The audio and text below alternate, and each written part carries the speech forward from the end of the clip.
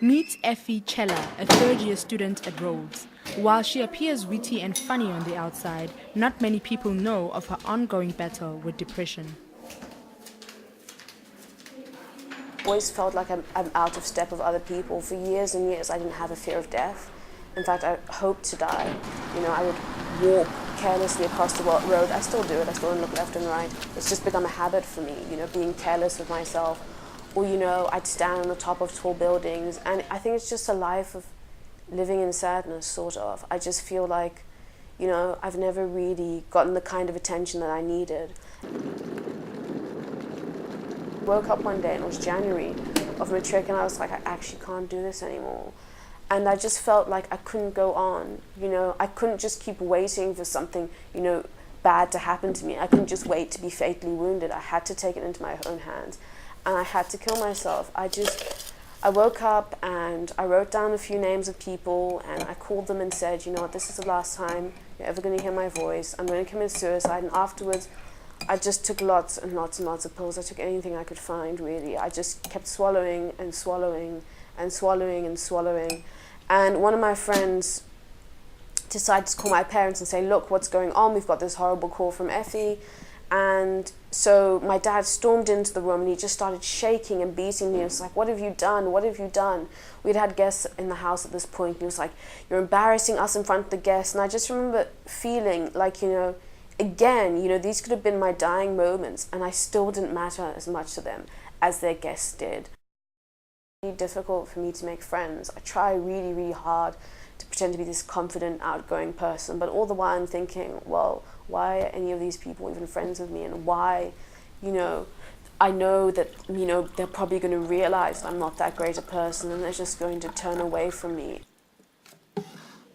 It's just a cycle, and I just feel really terrible because I feel like, why can't I be like other people who can just get up and go in the morning and, they're happy about life? Why does everything always have to be tinged by black, and why do I need this extra help, just to do the things that normal people do? And it makes me upset, it really does. Like, I just wish I could be a normal person, I could do it all on my own, but I can't.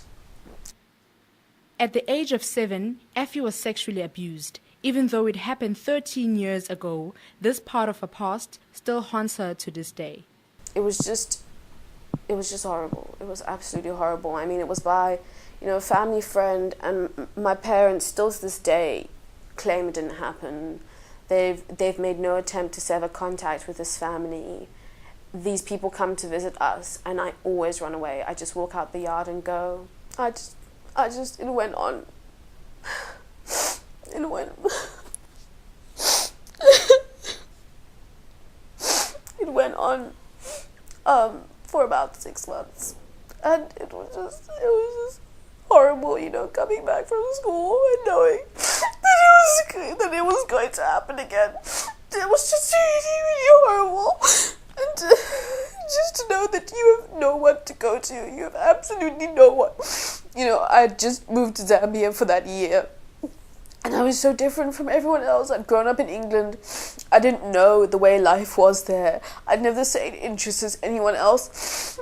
And it was just so difficult because I didn't have any friends to go to. My parents, I knew, weren't going to take it seriously. And it's just, maybe, that was the lowest point in my life, knowing how trapped I was. Maybe that was actually a lot worse. I just don't know.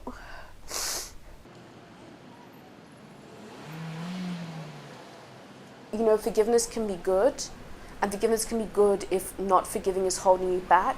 But I feel, in a way, if it makes sense, not forgiving them is actually propelling me forward.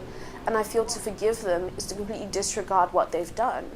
And I also feel that, forgiveness comes after someone's sorry, and I don't feel they're sorry. If, they came to me and said, we're actually sorry for what we've done, we've actually messed up, then I'll be able to forgive them. I think what's more important is to forgive myself, because it's not all on my parents, There are also choices I have made, even though, I'm only 19, so, the choices I've made before probably weren't very great choices. But those are choices I still made, and that is on me, and I don't think I've forgiven myself for those choices. When I do actually have to drive, it's to prove them wrong. And, sometimes my life isn't always doom and gloom. Sometimes, I'm able to take solace in things I really love and people I really enjoy. And sometimes I'm able to see, you know, just for, even if it's just for a day or a few hours or a week, I'm able to see that I'm really worth something.